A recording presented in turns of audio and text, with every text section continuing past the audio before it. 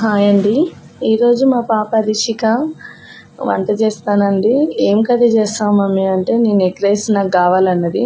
నేనే ప్రిపేర్ చేసుకొని తింటాను మమ్మీ అన్నది.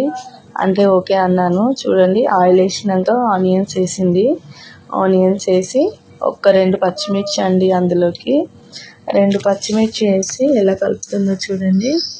ఇలా చక్కగా కలుపుకోవాలి. ఇలా కలుపుకున్న తర్వాత ఒక 2 కరివేపాకు రెబ్బలు వేసింది. వేసి మళ్ళీ కలుపుతుంది.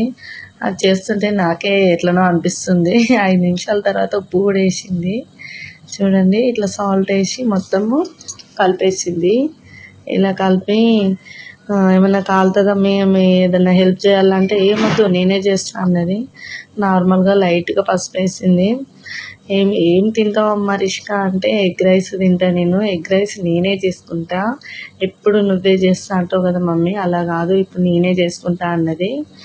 అంటే ఓకే కానీ గ్యాస్ మీద చేయ తల్లి అంటే, లేదు నేను కట్టెల పొయ్యి మీదనే చేసుకుంటాను అన్నది. అయినా సరే అని ఒప్పేసుకున్నానండి. ఎలా వచ్చిందో చూడండి. ఇలా 2 ఎగ్స్తో చేస్తుంది. ఆమెకు వాళ్ళ తమ్ముళ్ళకి ఇద్దరికి అంతే, ఎవరు లేరు ఇక. కొద్దిగంత ధనియా పౌడర్ అండి అది. చూడండి ఎలా కలుపుతుంది. ఇట్లా కలిపి మళ్ళీ ఒకసారి మూత పెట్టేస్తుంది.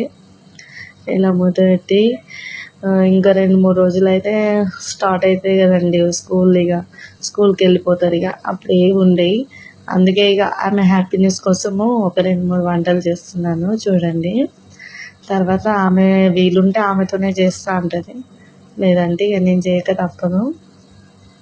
చూడండి, కారం బదులు అందులో రిషిక పచ్చికాయలు వేసింది. కొంచెం కారం వేసుకోమంటే వద్దు కారం ఎక్కువ ఉంటుంది, పచ్చికాయలే సరిపోద్ది అని అన్నది. ఓకే అన్నాను నేను కూడా. కాకపోతే 2 పచ్చికాయలు ఎక్కువ వేసానండి. చూడండి, మళ్ళీ ఒక 2 రెబ్బల కరివేపాకు లాస్ట్ టైం కొద్దిగా అంతసేపు మగ్గిస్తుంది. అది మగ్గించి రైస్ వేసేస్తుంది. చూడండి ఎలా చక్కగా కలుపుతుంది. నాకేమో కొంచెం భయం అవుతుంది. చేతులు కాలుతాయి కదా, మనకే ఎట్లనో ఉంటుంది కట్టెల పొయ్యి మీద అంటే. మా పాప చేస్తుంటే నేను కూడా కొంచెం షాక్ అవుతున్నాను. అయినా సరే కట్టెల పొయ్యి మీదనే చేస్తాను అంటుంది. ఓకే అని అన్నాను.